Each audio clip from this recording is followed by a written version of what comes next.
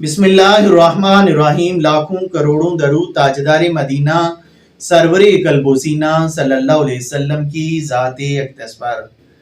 ناظرین، جب بھی اللہ سے مانگیں ہمیشہ رحمت مانگیں۔ نومبر کی ایک سرد رات میں 11 بجے دروازے پر دستک ہوتی ہے۔ ماسٹر اکبر علی جا کر دروازہ کھولتے ہیں۔ نقاب پوش لڑکی دروازے سے اندر گراج میں کھڑی ہوئی بولی، سر 500 روپے مل جائیں گے۔ ماسٹر صاحب نے پوچھا، آپ ہیں کون، بتائیں تو صحیح۔ اس لڑکی نے چہرے سے نقاب ہٹایا اور بولی، آپ کی شاگرد آسیہ رحمت ہوں۔ بچے صبح سے بھوکے ہیں۔ چھوٹا بچہ بھوک سے نڈھال ہو چکا ہے، رو رو کر دودھ اس نے پینا ہے۔ ماسٹر صاحب نے اپنی پاکٹ سے 1000 روپیہ نکالا اور اسے دینا چاہا، لیکن اس نے 500 روپیہ ہی رکھا اور 500 روپیہ ماسٹر صاحب کو واپس کر دیا۔ وہ چلی گئی، اڈے پر جا کر 1 کلو دودھ لیا، ہوٹل سے 1 دال کی پلیٹ لی اور 10 روٹیاں لے کر گھر چلی گئی۔ آسیہ رحمت ایک ایسی لڑکی تھی، سوٹ بدل کر پہنا کرتی تھی، سونے کا چمچہ منہ میں لے کر پیدا ہوئی۔ باپ منڈی میں غلے کا تاجر تھا۔ شادی چچا کے گھر ہم پلہ گھرانے میں ہوئی۔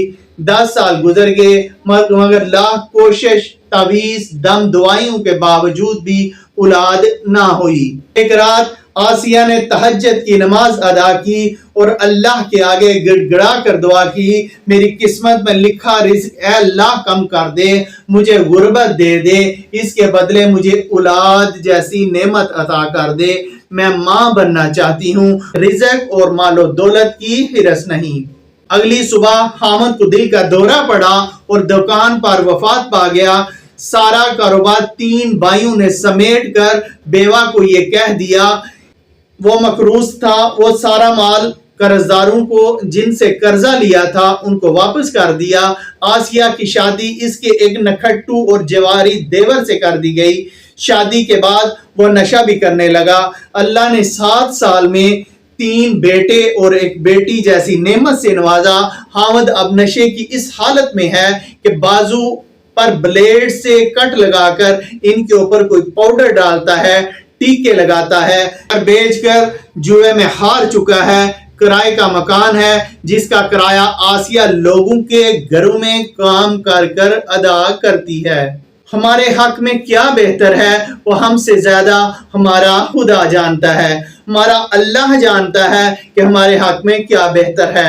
انسان کو رب تعالیٰ کی ذات جس حال میں بھی رکھے اس کا شکر ادا کرنا چاہیے، وہ ہم سے زیادہ ہمارا خدا جانتا ہے۔ جب ہم تقدیر کو بدل دینے کی دعا کرتے ہیں تو وہ دعا اگر قبول ہو جائے تو حالات آسیہ جیسے بھی ہو سکتے ہیں۔ ایک نعمت سے محروم نہ جانے کتنی محرومیاں اور آزمائشوں سے ہمیں بچا رہی ہوتی ہے، اور اس ایک چیز کے حصول میں ہم اپنا سب کچھ داؤ پر لگا کر خدا کے لکھے ہوئے کو بدلنے کا اسی سے سوال کر رہے ہوتے ہیں۔ ایک اور واقعہ آپ کی نظر کرتے ہیں۔ ایک سپیشل بچے کی ماں چاہتی تھی اس کا بچہ ٹھیک ہو جائے یا مر جائے۔ اس نے خدا سے یہ دن رات وہ دعا کرنا شروع کر دی، بچہ وفات پا گیا۔ خاوند نے دوسری شادی کر کے اسے طلاق دے دی کہ اس سے اگلا بچہ بھی معذور ہی ہوگا۔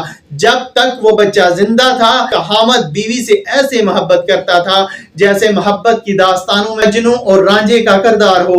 جس بچے کو وہ اپنا آزمائش سمجھتی تھی اس نے ہی ایک بڑی آزمائش سے بچا رکھا تھا۔ کبھی بھی آزمائش یا مشکل میں منہ سے نہ مانگیں، ایک خاص نعمت کے لیے میسر نعمتوں کے چھن جانے کی دعا نہ کریں۔ آپ وہ نہیں جانتے، آپ کا رب آپ کے حق میں بہتر جانتا ہے۔ جو یہ سب کچھ کنٹرول کر رہی ہے وہ واحد لا شریک ذات جو آپ کے حق میں بہتر کرتی ہے، اور اسی کی قدرت کا ایک خاص نظام ہے جسے غور و فکر کرنے والے بخوبی سمجھ سکتے ہیں۔ رب تعالیٰ کی ذات انسان کو جس حال میں بھی رکھے، انسان کو اس واحد لا شریک ذات کا شکریہ ادا کرتے رہنا چاہیے۔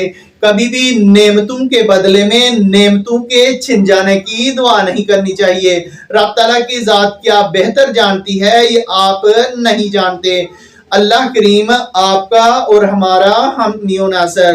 حافظ۔